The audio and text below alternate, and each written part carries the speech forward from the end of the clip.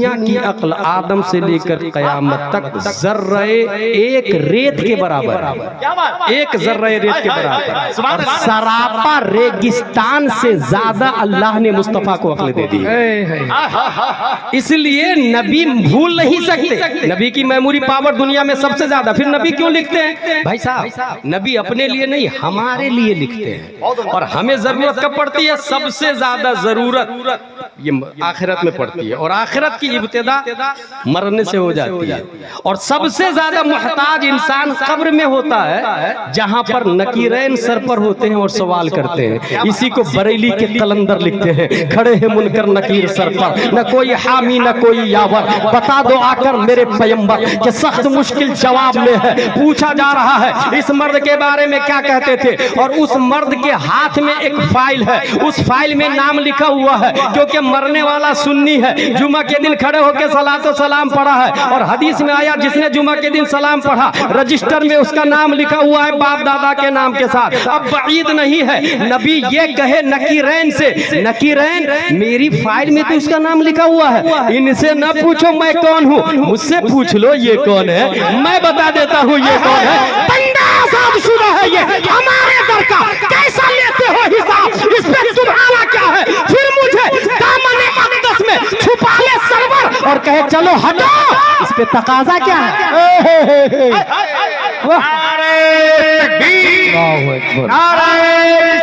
या रसूल अल्लाह।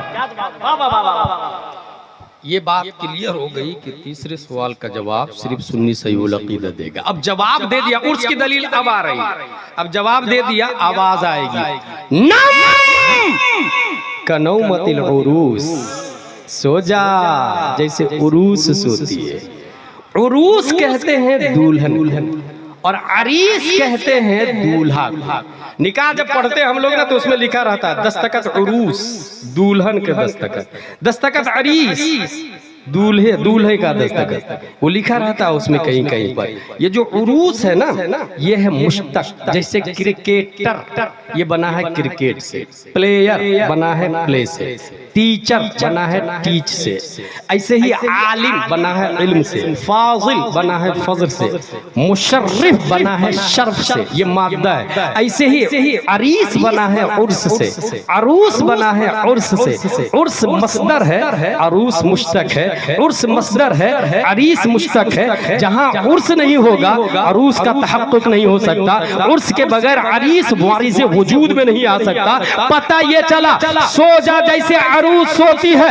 उर्स का लफ्ज हदीस शरीफ में आया है, मुश्तक की सूरत में आया है, मगर हाँ ये उसके लिए आया है जो तीन क्वेश्चन का आंसर दे दिया है, उसको उसके लिए आया जो तीनों सवालों का जवाब दे दिया है। अब बात समझ में आ गई, अशरफ अली थानवी का उर्स क्यों नहीं होता? बेटा तीनों सवालों का जवाब नहीं दिया है। रशीद अहमद गंगोही का उर्स नहीं होता, तीनों सवालों का जवाब नहीं दिया। कासिम नानोतवी का उर्स नहीं होता, तीनों सवालों का जवाब नहीं दिया। खलील अहमद अम्बेडवी का उर्स नहीं होता, तीनों सवालों का जवाब नहीं दिया। तीनों सवालों का जवाब गौसे आजम ने दिया है, आज भी 11वीं शरीफ होती है। ख्वाजा गरीब नवाज ने दिया है, आज भी 6ठी शरीफ होती है। अहमद रजा खान ने दिया है, आज भी उर्स रज़वी होता है। मुफ्ती आजम ने दिया है, उर्स नूरी होता है। ताजु शरिया ने दिया, उर्स ताजु शरिया होता है।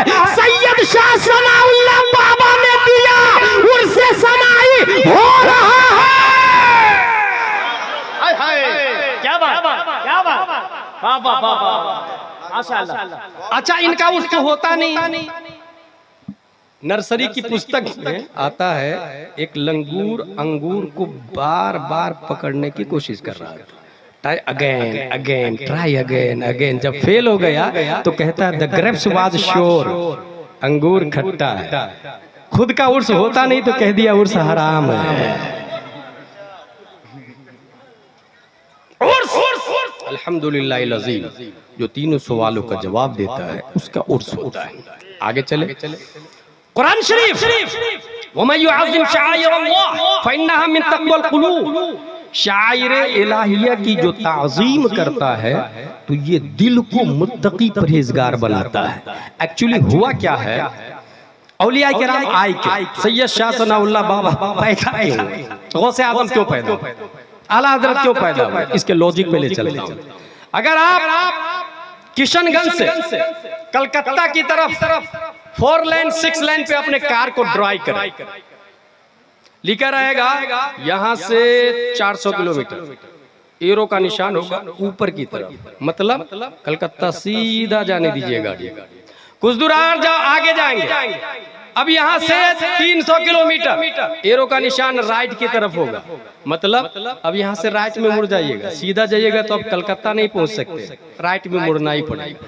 कुछ दूर आगे जाएंगे, please drive slow because front you danger zone, धीरे चला, आगे खतरनाक मोड़ आ रहा, please drive slow because front you blind turn, धीरे चलाएं, आगे अंधा मोड़ आ रहा है। ये सब पढ़ते पढ़ते देखते देखते एक इंसान कलकत्ता पहुंच जाता है। एक दफा दखले मुकद्दर का जवाब है सैयद शाह सनाउल्लाह बाबा, दफा दखले मुकद्दर का जवाब। सवाल ये है मालिक ओ मौला, ये किशनगंज से कलकत्ता का हाईवे डामर सरिया सीमेंट कंक्रीट पत्थर गिट्टी से बना हुआ, बगैर सिग्नल के हम नहीं चल पाते, बगैर एरो के हम नहीं चल पाते, बगैर रम्ज के नहीं चल पाते, बगैर इशारा और नुसूब के नहीं चल पाते। और तूने ये कहा इहदिनस सिरातल मुस्तकीम, इस्लाम सीधा रास्ता है, और ये रास्ता तो कंक्रीट का है ही नहीं, ये रास्ता तो पत्थर का है ही नहीं, ये रास्ता तो सरिया सीमेंट का है ही नहीं, ये रास्ता तो मिट्टी का है ही नहीं। मालिक मौला, जो रास्ता दिखता है किशनगंज से कलकत्ता वाला, वहां बगैर सिग्नल के नहीं चल पाते हैं, और तेरा इस्लाम दिखता नहीं है, तेरा इस्लाम एबल टू टच नहीं है, तेरा इस्लाम एबल टू वॉच नहीं है, तेरा इस्लाम एबल टू किस नहीं है, तेरा इस्लाम एबल टू हग नहीं है, तेरा इस्लाम एबल टू लुक नहीं है, फिर इस इस्लामिक हाईवे पर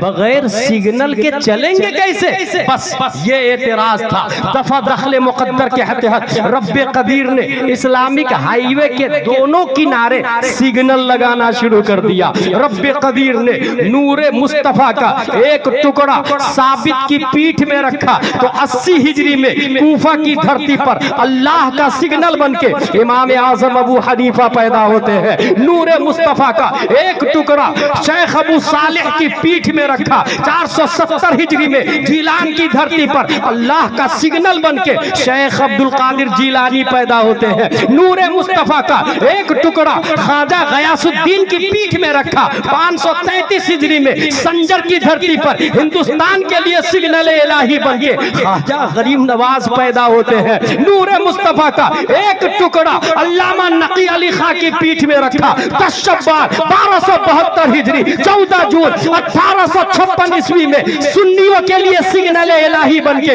इमाम अहमद रजा खान पैदा हुए। और जिस तरीके से किशनगंज से कलकत्ता जाते समय सिग्नल की मुखालफत करने वाला कलकत्ता नहीं पहुंच सकता, इस्लामिक हाईवे के सिग्नल गौसे आजम है, ख्वाजा है, आला हजरत है, सैयद शाह बाबा है, जिसने इस सिग्नल की मुखालफत की उसकी मंजिल कभी जन्नत नहीं हो सकती, वो अपनी मंजिल की तरफ नहीं पहुंच पाएगा। और जिसने इन लोगों की मुताबकत की, इनकी बात मानी, वही अपनी मंजिल तक पहुंचेगा। पता ये चला गौसे आजम अल्लाह के वली सैयद शाह सनाउल्लाह बाबा ये सिग्नल इलाही है, और सिग्नल इलाही को सुन्नी मानता है, लिहाजा अपनी मंजिल जन्नत तक सिर्फ सुन्नी पहुंचेगा। वाह, बहुत उम्दा। मजमे से नहीं, मजमे से बिल्कुल जोरदार नारा लगना चाहिए। समझ में आ गई, सिग्नल इलाही की जो मुताबकत करेगा वही मंजिल तक पहुंचेगा। यहाँ आपसे कोई पूछेगा जाकिर नायक की औलाद, भाई ये गौसे आजम और सैयद शाह बाबा या आला हजरत ये सिग्नल है, ये सिर्फ तुम्ही को दिखता है? ये रोड वाला सिग्नल सबको दिखता है, काफिर मुशरिक को भी दिखता है, और ये गौसे आजम और आला हजरत सिग्नल है, ये सिर्फ सुन्नी को दिखता है। इसलिए कयास मअल फारिक है। अगर वो ऐसा बोले तो कहिएगा प्रो लिसन टू मी केयरफुली, ये जो किशनगंज से कलकत्ता का हाईवे है 6 लेन 4 लेन, रात में सिग्नल उसी को नजर आता है जिसके फॉर्च्यूनर में लाइट होती है, एक्टिवा में लाइट होती है, टोयोटा में लाइट होती है, अल्टो में लाइट होती है, औरा में लाइट होती है, स्कॉर्पियो में लाइट होती है, एक्टिवा में लाइट होती है। अगर लाइट नहीं है तो वो सिग्नल नजर नहीं आता। बात समझ में आ गई? सिग्नल तो है गौसे आजम, सिग्नल तो है आला हजरत, देखने के लिए छाती में ईमान की लाइट चाहिए। और शाने मसनू से शाने पर इस्तिदलाल। ये इस बात की दलील है कि अगर ये हमको नजर आते हैं तो मतलब ये है कि ईमान सिर्फ और सिर्फ हमारे पास है। ईमान सिर्फ और सिर्फ हमारे पास। ये पूरे उर्स की बहस क्लियर हो गई। साहिब उर्स इंसान कैसे बनता है, अब इसको सुने। अल्लाह तबारक व तआला ने इंसान को पैदा किया और पैदा करने के बाद उसे सिस्टम दिया। जैसे ये फोन है, बहुत सस्ता वाला, इसका नाम है रेडमी। शहबाज भाई के पास और रहबर साहब के पास महंगा वाला, ये अमीर आदमी सब है लोग। लेकिन ये जो मोबाइल निकलता है ना, अगर खरीदने के लिए आप जाए तो एक डब्बा मिलता है और डब्बा के साथ साथ में एक छोटा सा किताबचा मिलता है, बुकलेट। उसमें लिखा रहता है ये सिम कितनी लगेगी, इसमें बैटरी की कैपेसिटी क्या है, चलाने का तरीका क्या है, पूरा बायोलॉजी उस किताबचा के अंदर होता है। कुदरत की कंपनी का बेहतरीन शाहकार इंसान है। ये इंसान हाथ, आंख, कान, नाक, पांव वाला है। आंख का इस्तेमाल कहाँ करेगा, कुरान शरीफ के अंदर आया है।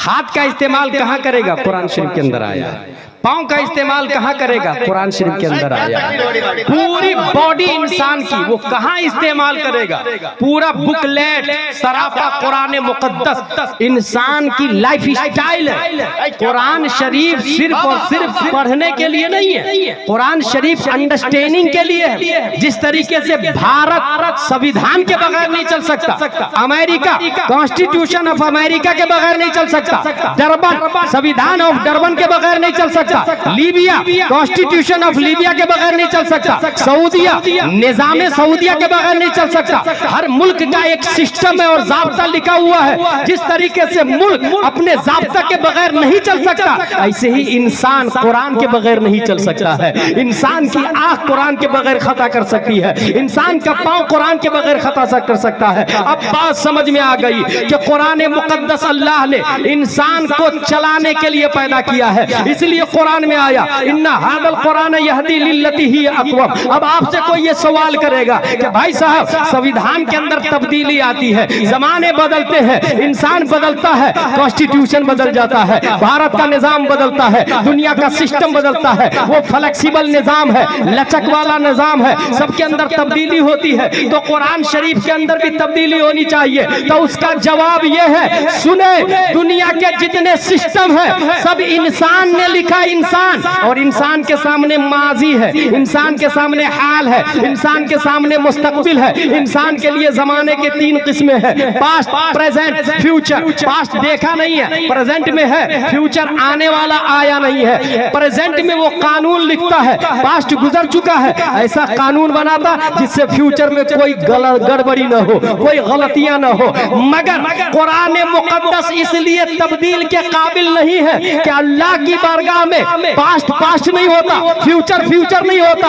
रब के लिए पास्ट भी प्रेजेंट है, फ्यूचर भी प्रेजेंट है। वो आदम के जमाने से लेकर इमाम महदी के जमाने तक सब के सब रब की बारगाह में हाजिर है। इसलिए दुनिया का हर सिस्टम बदल सकता है, कुरान मुकद्दस कभी नहीं बदला जाएगा। कुरान कल भी संविधान था, आज भी संविधान है और कयामत तक संविधान रहेगा। और ये भी कुरान मौजज़ा है नबी का। नबी के मौजज़ा की दो किस्में हैं, एक टेम्परेरी मौजज़ा और एक अनलिमिटेड मौजज़ा, एक कंटिन्यूअस मौजज़ा। वो मौजज़ा जो टेम्परेरी था, चांद को फाड़ा नबी ने, खत्म हो गया, सहाबा ने देखा। सूरज को पलटाया नबी ने, सहाबा ने देखा, खत्म हो गया। मगर कुरान आज भी नबी का मौजज़ा हमारे दरमियान मौजूद है। और मौजज़ा का मतलब है कि वो नबी के लिए दलील है, दलील। कुरान हमारे लिए सामने देखने के काबिल है। कुरान हम देख रहे हैं, नबी का मौजज़ा कुरान है।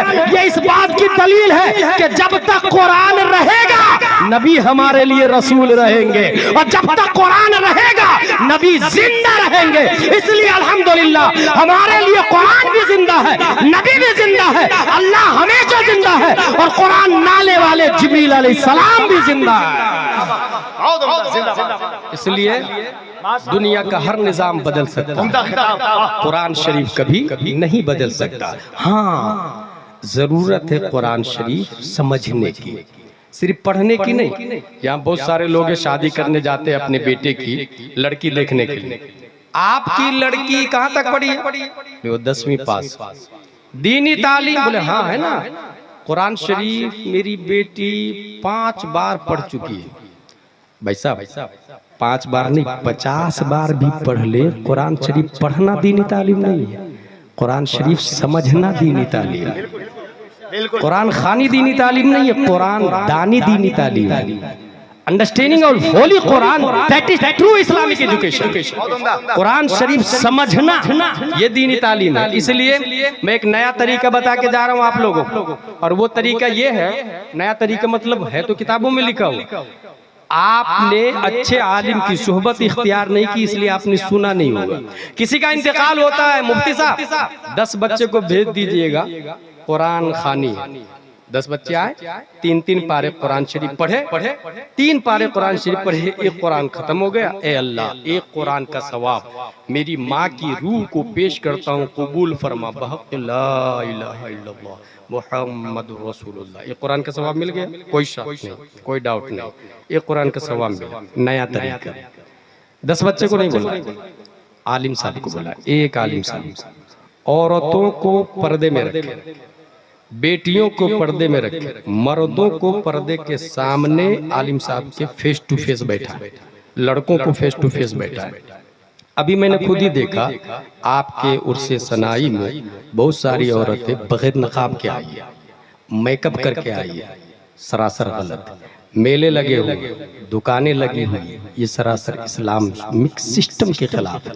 और ये कोई अहमदाबाद की औरतें नहीं हैं, ये कोई बेंगलोर की औरतें नहीं है, हमारी और आपकी बीवी और बेटियां हैं।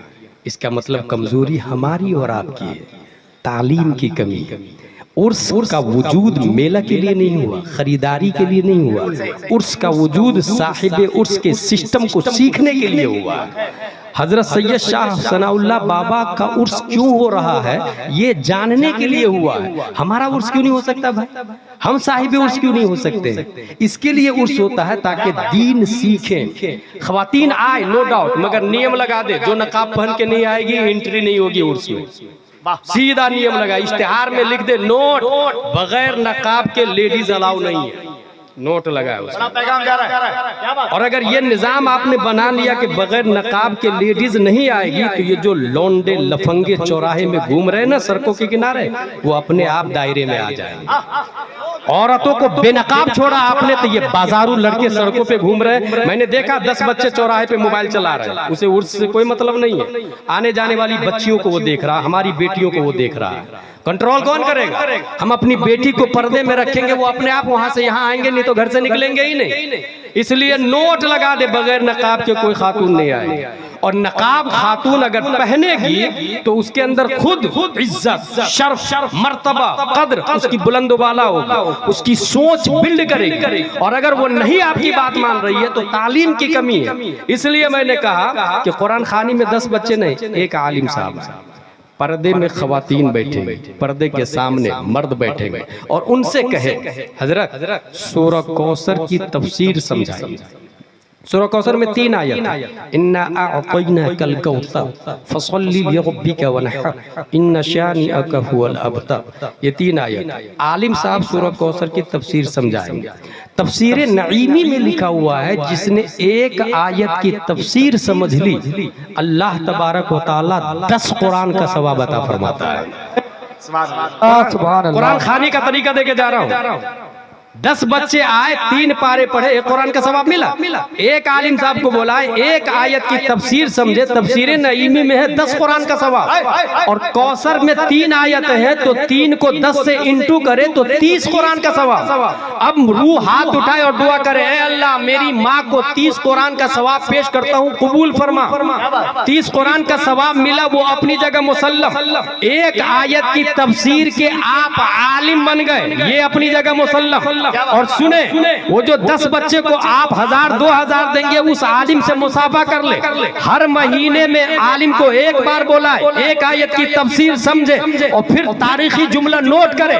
आज तक पूरे भारत में जितने घरों से लड़कियां भागकर काफिरों मुशरिक के साथ शादी की है, मुर्तद हुई है, और वो मर गई है, या जिंदा जला दिया गया है, या केरोसिन और घासलेट उसके ऊपर डाल दिया गया, या तेजाब डाल दिया गया या कुएं में डाल के जलाकर राख कर दिया गया, ये तमाम मुस्लिम बच्चियां जो मुर्तद हुई और मौत का मजा चखी है, उसके जिम्मेदार हम मर्द लोग हैं, भाई है, बाप है, माँ है, जो उलमा से दूर रखा, दीनी तालीम से दूर रखा। अगर महीने में एक बार आलिम साहब आएंगे, पर्दे में खातून रहेगी, सूरह आयत की तफसीर पढ़ेगी, तो एक दिन ये आयत भी आ जाएगी, ला तनकिहुल मुशरिकात हत्ता युमिनना वल अमतु मुमिनतुन खैरुम मिन मुशरिकतिन वलौ अअजबतकुम वला तुनकिहुल मुशरिकात हत्ता युमिनु वल अब्दु मुमिनुन खैरुम मिन मुशरिकिन वलौ अअजबतकुम। जब इस आयत की तफसीर हमारी माँ और बहनें और बेटी पढ़ेगी कि किसी काफिर से निकाह नहीं होता,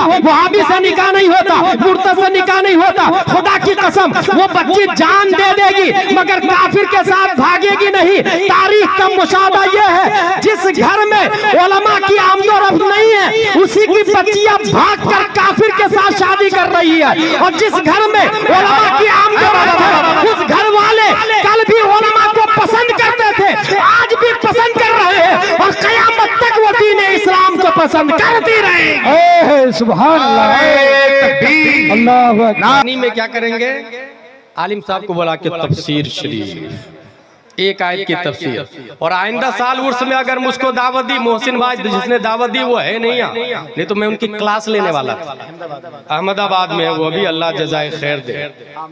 उनको मैं कहूंगा कि आइंदा साल अगर हमको दावत दी और शहबाज साहब को दावत दी या रहबर साहब को दावत दी, तो नीचे नोट चेक करेंगे हम, औरत को बगैर नकाब के आना अलाउ नहीं है। बिल्कुल।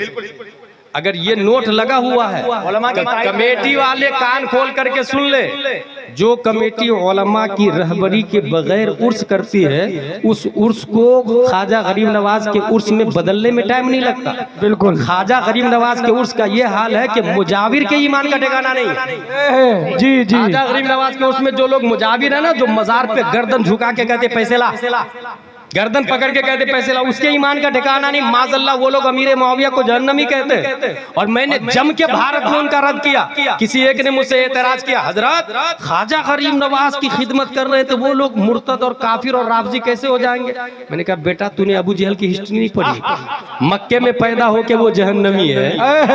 काबा के अंदर बुत रखे हुए थे, वो सब के सब मरदूद और गैर खुदा है, अंदर बुत रखे हुए थे। तो काबा के अंदर, मक्का के अंदर, मदीने के अंदर मुनाफिक और अबू जहल लोग हो सकते हैं, तो ये तो अजमेर है। ये अगर अंदर भी पैदा होते ना, तो भी अगर अमीर मुआविया को जहन्नमी कहते तो माज़अल्लाह वो खुद जहन्नमी हो जाते, क्योंकि अमीर मुआविया कौन है? सहाबी रसूल है।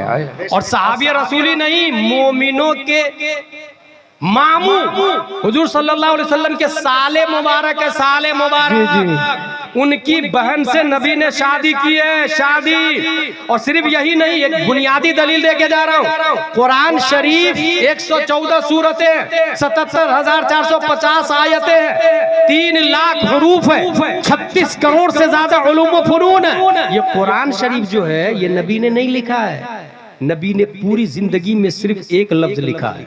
अल्लामा अरशदुल कादरी लिखते हैं, नबी ने अपनी जिंदगी में सिर्फ एक लफ्ज लिखा, और वो है अब्दुल्लाह। सुलह हुदैबिया के मौके से अब्दुल्ला लिखा है। जो इंसान कभी ना लिखे, उनका अब्दुल्ला लिखना भी मौजज़ा है।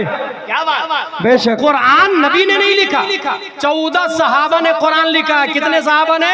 14 सहाबा ने कुरान लिखा, और 14 सहाबा में 7वें नंबर पर हजरत अमीर मुआविया रज़ियल्लाहु ताला अन्हु। अब बात समझ में आ गई। अजमेर के राफजियों या हिंदुस्तान के राफजियों, शियाओं, डुप्लीकेट मौलाइयों, हजरत अली की तारीफ में अमीर मुआविया को जहन्नमी कहने वालों, माज़अल्लाह रब्बिल आलमीन, कान खोल करके सुन लो। अगर अमीर मुआविया जहन्नमी है तो कुरान मुक़द्दस की सूरह फातिहा पढ़ना छोड़ दो, हो सकता है अमीर मुआविया ने लिखा होगा। सूरह यासीन पढ़ना छोड़ दे, हो सकता है अमीर मुआविया ने लिखा होगा। सूरह बकरा पढ़ना छोड़ दे, हो सकता है अमीर मुआविया ने लिखा होगा। जब अमीर मुआविया जहन्नमी है तो तुम्हारा कुरान लिखने वाला जहन्नमी है। अल्हम्दुलिल्लाह रब्बिल आलमीन, हम लोग वो सुन्नी है, हमारा कुरान अल्लाह का कलाम है, नाजिल हुआ मुस्तफा पर, और जिसने लिखा वो 14 सहाबा जन्नती है, जन्नती है। इसलिए जन्नती लिखने वाले का कुरान पढ़ने वाला भी जन्नती होगा, और जिसने कुरान लिखने वाले को जहन्नमी कहा, खुदा की कसम वो जन्नती तो है, मगर जिसने जहन्नमी कहा वो जहन्नमी होगा। उसका ईमान पर खात्मा होगा। इसलिए अहले सुन्नत व जमात का अकीदा है, अहले सुन्नत का है बेड़ा पार, असहाबे हुजूर नज्म है और नाव है इतरत रसूलुल्लाह। वाह, बहुत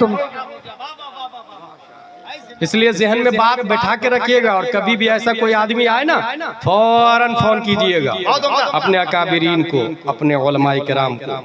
याद रखे, आपके घर को गवर्नमेंट बना के देगी, ये उसके सिस्टम में दाखिल हो, दे भी रही, लेकिन आपके ईमान को गवर्नमेंट हिफाजत करके नहीं देगी। बिल्कुल, इट्स योर ड्यूटी, ये आपका मैटर है, ये आपको हिफाजत करनी होगी और ये आपको समझना होगा। और यहाँ कुछ लोग क्या समझते जानते हैं, कुछ लोग देख रहा हूँ मैं 40 साल के 50 साल के, मेरी तकरीर खत्म होने जा रही है, वो लोग ये समझते हैं I can understand Holi Quran, what is right what is wrong, I can understand. मुझे मौलाना साहब की थोड़ी जरूरत है, आलिम साहब की थोड़ी जरूरत है। I can understand English, I can understand Hindi, Hindi Quran, English Quran.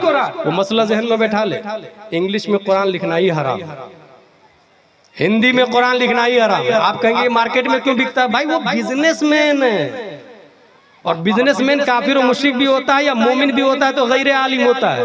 गैर आलिम अगर अंबानी भी बन जाए तो वो दलील नहीं बन सकता हमारे, वो हुज्जत नहीं बन सकता हमारा।